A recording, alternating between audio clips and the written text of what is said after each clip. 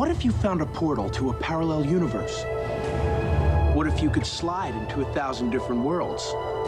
Well, friends, we are back at it again with another episode of Star Trek Lower Decks, the penultimate episode of the entire series, Season 5, Episode 9, otherwise entitled Fissure Quest, aka Kimultiverse of Madness.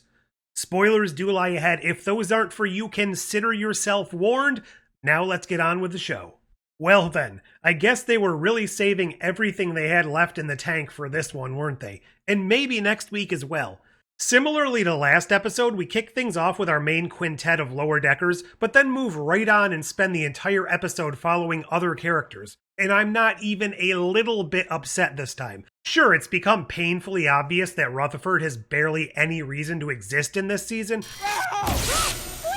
But moving beyond that, and the Prime Universe itself, this episode is simply blasted with Cinedust of fun. Our Prime Line Boimler is reminiscing about what his transporter dupe would be up to if he hadn't died a couple of seasons back. As we know, that was all a ruse and smoke and mirrors set up by Section 31, and we immediately pick up with a pretty epic mission across the multiverse, as led by William Boimler, all decked out in a Defiant-class ship named the Anaximander, which may be a bit of a mouthful, and a clunky name, but one that absolutely fits the mission parameters. It's named after an ancient, and I mean that from our perspective, not the fun Star Trek way of making old things ancient, philosopher. One who has given us the very first surviving lines of Western philosophy, and he speculated wildly on the nature and origin of all things with ideas about the boundless, and the Aperon, which gives birth to an infinite number of worlds, which are then absorbed back into the Aperon itself, and there they are destroyed. So that's a pretty cool concept in and of itself, but the real main attraction comes with the crew carrying out this mission. We are then treated to quite the collection of multiversal, and I guess we need to call them variants now thanks to Marvel, from across the history of Trek. Before we get to those grand introductions, I am curious about Boimler's original crew.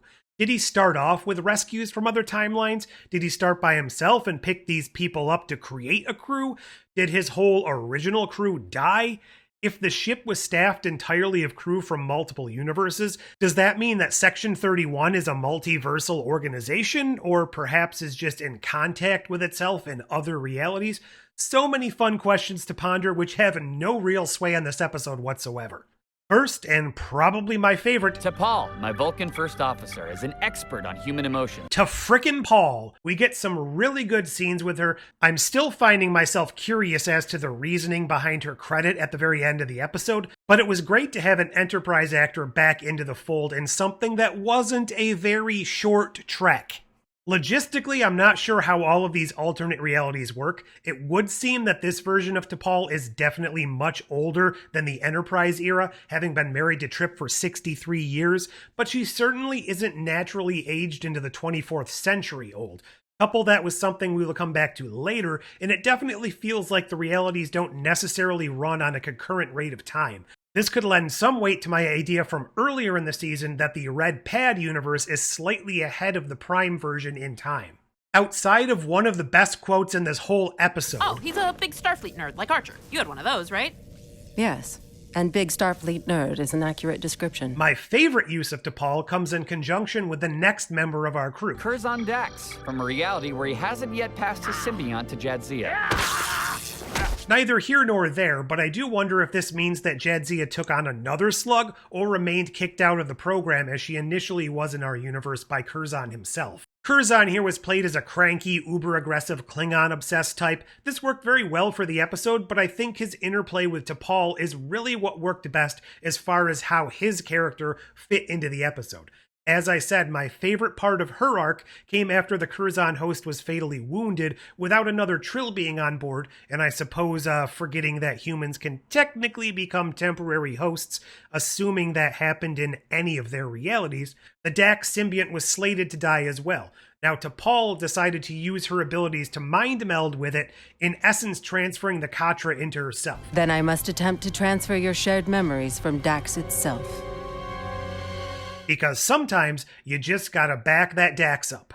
Not only do I think this was a good scene, but I always love it when shows can get creative with their own lore. That's the kind of fun fan speculation which probably led to the creation of this series in the first place. Anyway, who do we have next? Ah yes. Elam Garak, a brilliant Cardassian surgeon. And his husband, an emergency medical hologram based on Dr. Julian Bashir. From a couple of fan fiction realities. It's fun to see their bickering interplay again, with the added twist that now they have a canonized relationship that's been established between them. Granted, though, we are dealing with a holographic version of Bashir and a Garak from a universe where he was seemingly still a spy, but then he went on to become a doctor. I also feel like this version of Bashir was obviously based upon the actual Bashir, but he felt like he had a little bit of Andy Dick's EMH Mark II in him as well. Maybe that was intentional, maybe it wasn't, but that's just something I got the feeling for when I was watching this. First, we get some illusions in Prodigy, and now we get this in Lower Decks. So if you are a Star Trek shipper, this is definitely the year for you. And something that really made my little heart happy was A, seeing Garak in a Starfleet uniform, but B, seeing the two different eras of medical blue side by side. Okay, so that's it for the command crew of Dimensional Castaways, but if you too are unstuck in reality, why not join these fine folks on the USS Windgrace? Like and subscribe. Like and subscribe. Like and subscribe. You can't just run a ship on a few officers. No, you're going to need a gaggle of Harry's Kim. Luckily, it seems that the multiverse can provide just that. Most of the crew are Harry Kims. Oh, who's this handsome guy? Hey, Eric. The Kim crew is thriving. High five, baby. Now, he provides a good amount of the comic relief in this episode, if you want to call it that. Lots of two-pip jokes, references to how things played out differently across the different realities. I also enjoyed this line, which very much felt similar to Futurama. Whoa. There's more than 2 dimensions? So there's an infinite number of parallel universes? No, just the 2. It did feel as if he was going to be our POV character, and he does provide that for a little bit, but eventually that role fades as we pick up one more member. Mariner! Whoa! This is a completely different version of her character. She doesn't live for danger. She's actually fairly timid and averse to phasers. Basically, one wonders why this version of her didn't stick with the Freeman surname. Again, overthinking irrelevant things, I know. With the crew now completely assembled, it is this version of Mariner who is able to kind of break the code, which is going to allow them to track down the ship, causing all of these dimensional breaches. After some fun techno-babble about the universe being a bubble bath, which may or may not have been a reference to Hitchhiker's Guide to the Galaxy, I don't know. It's like a bubble bath, but the bubbles are universes. And the dimensional exit wounds, due to conservation of mass and energy, they get to the breach as it opens and are able to confront the people behind it, and it turns out they are pretty much using a ship based on the XCV Enterprise, which has only ever been seen on screen as a model in someone's office or a drawing in, like, the motion picture. Really, really cool touch here, but the real fun comes from the revelation that this ship, the Beagle, is captained by... This is built the first warp drive with Zephram Cochrane, Lily. Wait, what? Lily Sloan, in quasi-Enterprise era attire with cool new patches. I almost wonder if this would have been slightly more impactful had we not seen full Enterprise uniforms in the entire episode Starbase 80.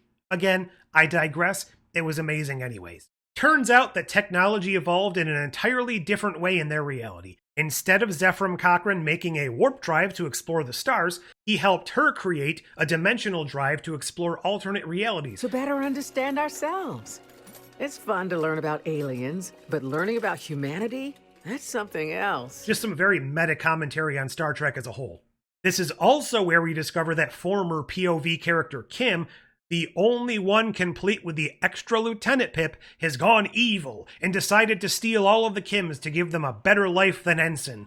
I know we needed a conflict point here, and I don't hate that it was Harry Kim. I just wish there was a little bit more behind it than bitterness over unfulfilled potential. Even something like the Riker in TNG's Parallels, who is desperate not to return to his reality because it had been entirely overrun by the Borg, would have felt a bit more satisfying and a little less like a joke. It definitely felt more like a throwaway reference taken to the extreme, kind of meshed with the motivations and fate of Henry Starling from Voyager's Future End. All of that sounds negative. I didn't hate it at all. It's nothing that takes any points away from me. There's just so much to talk about with this episode. I've barely scratched the surface. So if you want to discuss it in more detail, why not swing over to Best of Trek, Worst of Trek Monday at 8 p.m. Eastern to chat with a bunch of Trek YouTubers about this episode and more.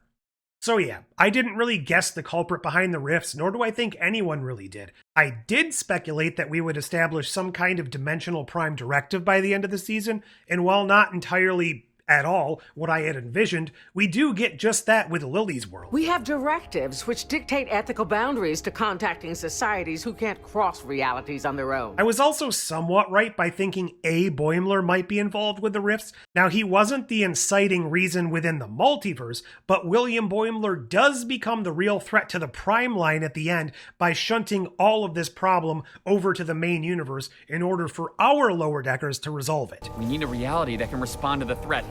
I know where to send it. Scan me. Use my reality. What? And there we are. One episode of this entire show left. Where are we going? Will they resolve things in such a way to set up further adventures? A movie? A conversion into live action? Will we see any further resolution to the Anaximander? I would love to come back to this, but honestly, not at the expense of sending off the main cast and crew in a satisfying way. If the end of Enterprise taught us anything, you need to give the cast of the show you're dealing with an actual, good, fun, fulfilling ending. So much to do and so little time in which to do it. Tell me all of your thoughts about this episode and anything else down below. That's all for this one. Don't forget to like, share, subscribe, join, and do all those YouTube things. But until next time... Viewing engineering nonsense won't work on me. I've got 2 pips!